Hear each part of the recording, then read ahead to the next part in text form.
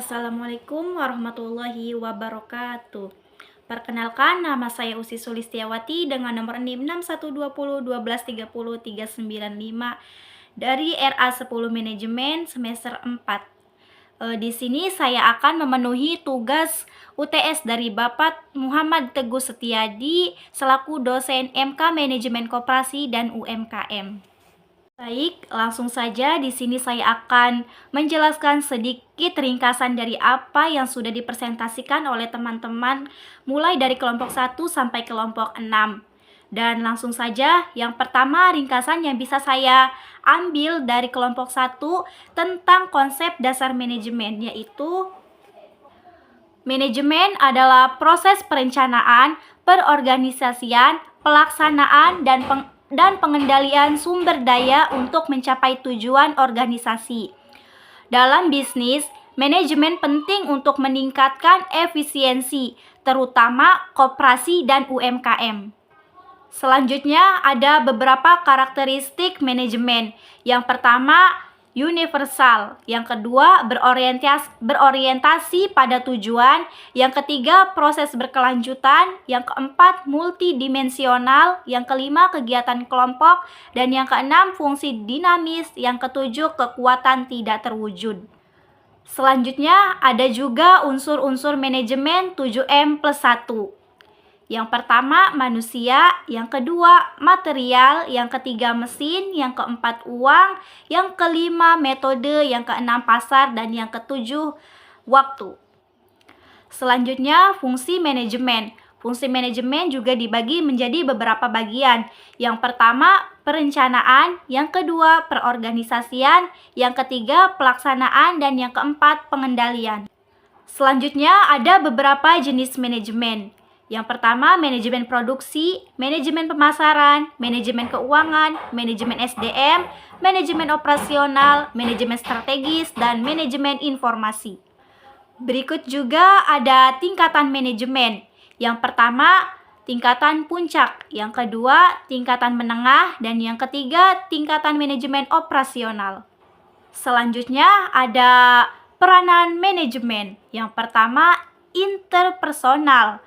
Figura kepala, pemimpin, atau penghubung. Dan yang kedua, ada informasional atau monitor, penyebaran, juru bicara.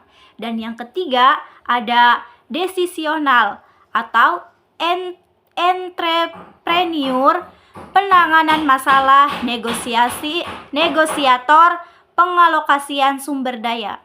Selanjutnya, kesimpulan yang bisa saya ambil dari kelompok 1 ialah manajemen adalah proses untuk mencapai tujuan organisasi dengan memanfaatkan sumber daya secara efisiensi. Selanjutnya, ringkasan yang bisa saya ambil dari kelompok 2 yaitu tentang manajemen koperasi.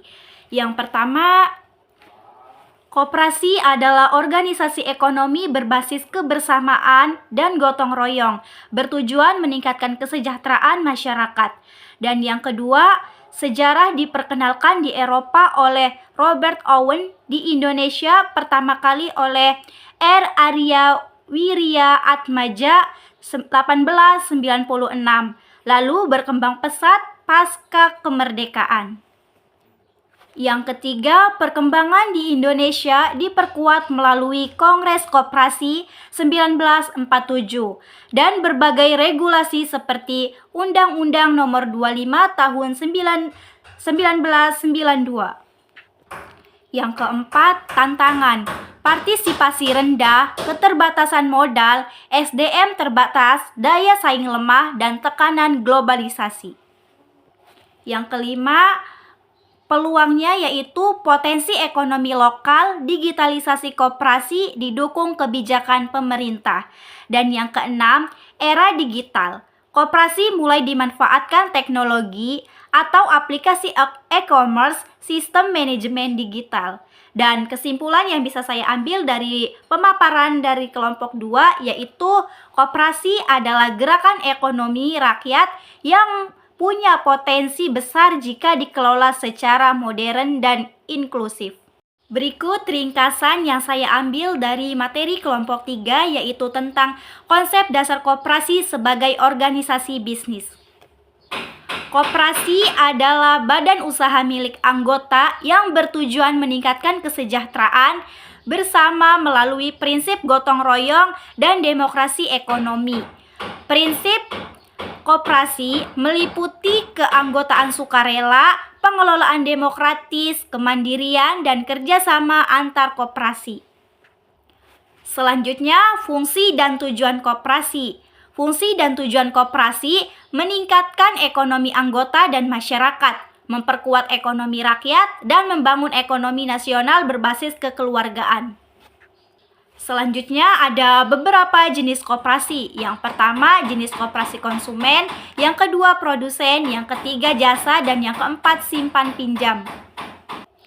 Selanjutnya ada struktur organisasi koperasi. Yang pertama rapat anggota atau kekuasaan tertinggi.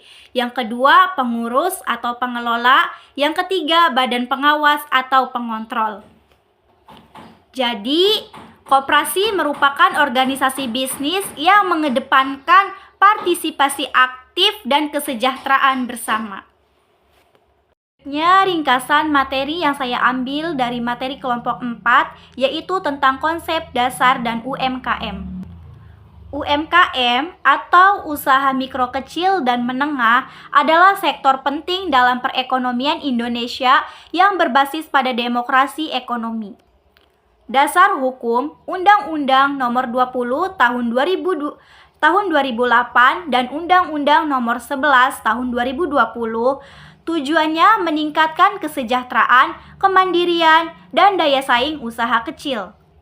Selanjutnya ada beberapa peran UMKM, yaitu pergerakan ekonomi, mengurangi kemiskinan, meningkatkan ekspor dan PDB, dan yang keempat memperdayakan perempuan. Selanjutnya ada karakteristik, yaitu bervariasi dari usaha rumahan hingga siap ekspor, mayoritas skala kecil, kualitas belum standar, dan produksi terbatas. Selanjutnya ada beberapa kategori juga. Yang pertama, mikro, kecil, dan menengah. Selanjutnya juga ada beberapa masalah utama. Yang pertama, minim pencatatan keuangan, dan yang kedua, sulit akses modal, dan yang ketiga lemah di teknologi dan pemasaran. Kesimpulan yang bisa saya ambil adalah UMKM berperan besar dalam ekonomi nasional dan butuh dukungan agar tumbuh jadi usaha mandiri dan kompetitif. Selanjutnya adalah ringkasan yang saya ambil dari materi kelompok 5, yaitu tentang karakteristik UMKM di Indonesia. Isi utamanya yaitu yang pertama, UMKM berperan penting dalam ekonomi Indonesia, menciptakan lapangan kerja, pemerataan pendapatan, dan pertumbuhan ekonomi. Yang kedua, ciri UMKM, manajemen keuangan minim, SDM berpendidikan rendah, tidak kenal perbankan, tidak punya izin usaha, usaha berskala kecil, dan fleksibel. Yang ketiga, tantangan, rendahnya literasi digital, kesulitan akses modal, produk belum memenuhi standar, dan regulasi kompleks. Dan yang keempat, solusi. Digitalisasi UMKM, inkubasi bisnis, pendampingan, dan pelatihan dari pemerintah. Kesimpulan yang bisa saya ambil dari kelompok 4 yaitu UMKM memiliki potensi besar namun perlu dukungan teknologi dan kebijakan agar naik kelas dan bersaing di era digital. Yang terakhir adalah ringkasan yang bisa saya ambil dari kelompok 6 tentang kaitan UMKM dan koperasi. Berikut poin-poin yang bisa saya ambil. Yang pertama, UMKM dan koperasi adalah kedua pilar penting ekonomi rakyat. Yang kedua, UMKM berperan besar dalam penyerapan tenaga kerja, peningkatan pendapatan, dan pertumbuhan ekonomi. Yang ketiga, koperasi memperkuat posisi UMKM melalui akses modal, produksi bersama, dan pemasaran kolektif. Dan yang keempat, koperasi juga membantu peningkatan kapasitas UMKM lewat pelatihan dan pendampingan. Dan yang terakhir, yang kelima, Sinergi keduanya mendorong pemerataan ekonomi, kemandirian, dan daya saing nasional. Kesimpulan materi yang diberikan oleh kelompok 6 yang bisa saya ambil adalah kerjasama UMKM dan koperasi memperkuat ekonomi kerakyatan, menciptakan pertumbuhan inklusif, dan mengurangi ketimpangan sosial. Mungkin itu saja sedikit ulasan dari saya. Kurang dan lebihnya saya atas nama Usi Sulistiawati mohon maaf. Sekian dan terima kasih. Wabillahi taufik walhidayah. Wassalamualaikum warahmatullahi wabarakatuh.